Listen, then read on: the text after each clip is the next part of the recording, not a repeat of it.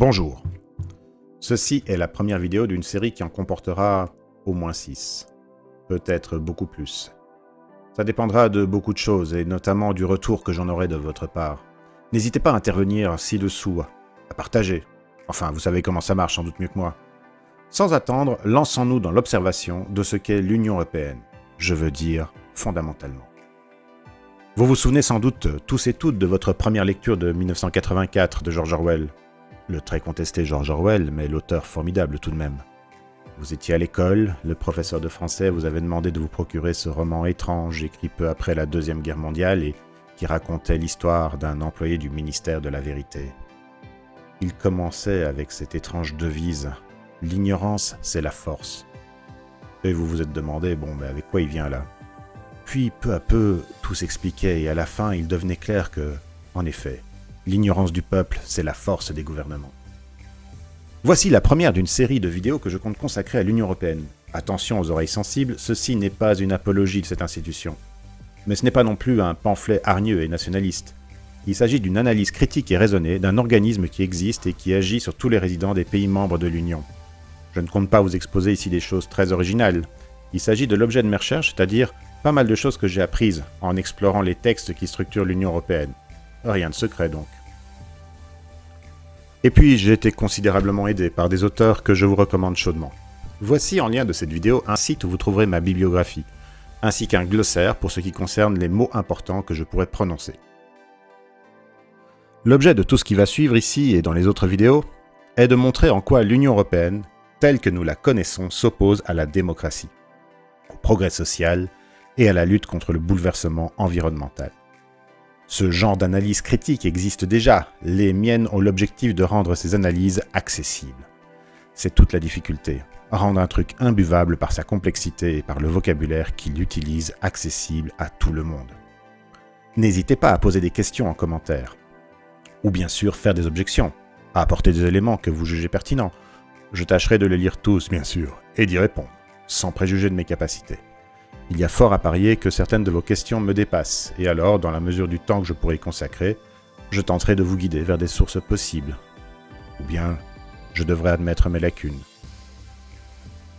Après cette introduction, je vous propose une première vidéo sur la relation trouble entre l'Union européenne et la démocratie. Cette première vidéo sera consacrée à la balance ou à la séparation des pouvoirs. La suivante abordera divers points toujours liés aux problèmes démocratiques, plus spécifiquement aux liens troubles entre la démocratie et les traités. Pourquoi me concentrer autant sur la démocratie? Tout simplement parce que la démocratie est nécessaire si l'on veut pouvoir changer d'orientation politique. Or, nous allons constater que cela est devenu proprement impossible pour tout un tas de domaines dans l'Union européenne, et en particulier dans le domaine social. Il devrait y avoir au moins 2 vidéos sur la politique sociale, justement. Une première concernera les obstacles juridiques et formels à toute possibilité d'union européenne et sociale. La seconde, que je dois encore écrire, sera consacrée au sommet social de Göteborg, un événement qui a eu lieu en 2017, et qui vaut le détour, comme vous le verrez. Dans une autre vidéo, je tâcherai de montrer que le problème environnemental, quelle que soit la position que l'on ait à ce sujet, est totalement bloqué par les mécanismes de l'Union européenne. Il y a encore plusieurs sujets sur lesquels j'aimerais m'étendre, mais à nouveau, tous mes projets de vidéo ne sont pas encore écrits. J'ai toute la matière, elle est prête, mais je ne peux pas me permettre de vous la balancer comme cela. Voici quelques points que j'aborderai certainement si je parviens à en finaliser l'écriture. L'Union européenne et son opposition, tolère-t-elle l'intolérable? Par d'habiles manœuvres rhétoriques, les partisans de l'Union européenne sont parvenus à rendre insupportables tous ceux qui cherchent à remettre en question les structures de leur enfant chéri. Il s'agit d'un double discours tendant à assimiler la critique de l'Union européenne à des idéologies insupportables et de prétendre que l'Union européenne est garante de paix et de prospérité. Le marché libre et non faussé, ce que défend l'Union européenne. Qu'est-ce que c'est que le marché?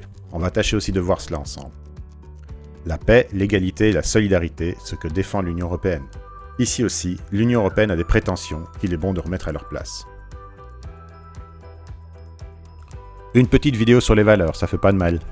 Cela risque d'être une de mes vidéos les plus tendancieuses, mais je crois intéressant et utile de vous parler de ce que sont les valeurs et pourquoi une structure constitutionnelle devrait être la plus neutre possible. Quant aux solutions possibles, je compte mettre le fruit de mes réflexions le plus vite possible en vidéo aussi, mais en attendant, je suis ouvert à toutes les suggestions constructives sur le sujet. N'hésitez pas à me faire part de liens, de textes, de vidéos, de fichiers audio, etc. que vous estimez pertinents.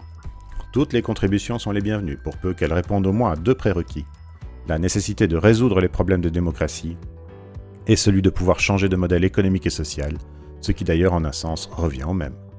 Je veux dire, toutes les suggestions, aussi bien celles qui impliquent que la Belgique, ou tout autre État, reste dans l'Union européenne, comme le fait qu'ils doivent la quitter. Ceci va paraître insupportable à la plupart des personnes qui y réfléchissent aussi. À celles qui estiment qu'il faut y rester, il paraîtra insupportable de songer à la quitter. À celles qui estiment qu'il faut en sortir, il paraîtra absurde de vouloir y rester. Mon opinion sur le sujet est tranchée et assez radicale, mais je tiens à rester ouvert à toutes les propositions. Avant de commencer, vous verrez souvent apparaître les acronymes TUE et TFUE. Ils désignent les 2 traités qui ont été signés à Lisbonne, puis ratifiés par les États de l'Union européenne entre 2007 et 2009. Ainsi, par exemple, vous avez sans doute déjà entendu parler de l'article 50. Il fait partie du TUE. Quant à l'article 126, c'est un article du TFUE. C'est eux et non pas le traité de Maastricht, l'acte unique ou le traité de Rome qui servent de base à cette discussion. Non que ce dernier soit inintéressant, mais Lisbonne a tout simplement pris la suite des précédents. Et nous pouvons désormais nous concentrer globalement sur ces 2 textes pour parler de la structure globale de l'Union européenne. Donc retenez bien, traité de Lisbonne égale TUE plus TFUE. Mes premières vidéos se focaliseront sur les structures de l'Union. J'éviterai de personnaliser le sujet. C'est sûrement moins drôle que si je m'en prenais à l'ancien président de la Commission, ou même l'actuel, ou si je plaisantais sur la coiffure du président du Conseil européen. Mais les vitrines politiques ne doivent pas nous détourner de l'essentiel. Derrière ces personnages, c'est ce que l'Union européenne interdit de faire que nous allons voir. Il s'agit de montrer des situations générales, des règles de fonctionnement. D'un autre côté, c'est de la vie des gens qu'il s'agit, de la vie des habitants de l'Union européenne. Et donc, je tenterai de rester le plus concret possible, même si ce n'est pas facile du tout. Parler de l'Union européenne est très complexe, du fait de l'imbroglio d'institutions multiples, de traités en grand nombre, et d'une législation kilométrique qui le rendent plutôt désagréable à traiter. Franchement, on ne peut pas tomber amoureux des institutions de l'Union européenne, à moins d'avoir l'esprit particulièrement tordu. Les schémas succèdent aux organigrammes pour tenter de décrire simplement les pouvoirs entremêlés qui s'expliquent par une suite de compromis entre les gouvernements fondateurs. Ceci sans compter les protocoles, les règles de droit produits par ces institutions, qui les rendent rébarbatifs par leur volume et toutes leurs implications. L'objectif de ces vidéos est donc de vous donner des arguments concrets, réels, de ce que vous savez sans doute plus intuitivement sur les défauts de l'Union européenne. Une dernière précaution avant de commencer. Je voudrais insister à l'aide d'un diagramme sur le fait que l'Union européenne n'est pas l'Europe. C'est pour cela que vous m'entendrez dire Union européenne quand il s'agira de parler de ce que les médias appellent l'Europe. Pareillement, je ne dirai jamais citoyen européen, ni même institution européenne, à moins d'un accident. Je parlerai des institutions de l'Union européenne et des citoyens de l'Union européenne. Voici un diagramme qui nous permet de constater à quel point réduire l'Europe à l'Union européenne est une erreur. L'Union européenne est dans l'ovale gris clair au centre, avec à droite la Croatie, à gauche la Belgique, en bas la Suède et le pays le plus haut pour quelques mois encore, le Royaume-Uni. De toutes les organisations que nous observons ici, c'est sans doute la plus complexe évidemment, mais il ne faut jamais oublier que les pays du sous-continent européen font partie de différentes organisations. Et même les pays de l'Union européenne peuvent faire partie d'autres ensembles.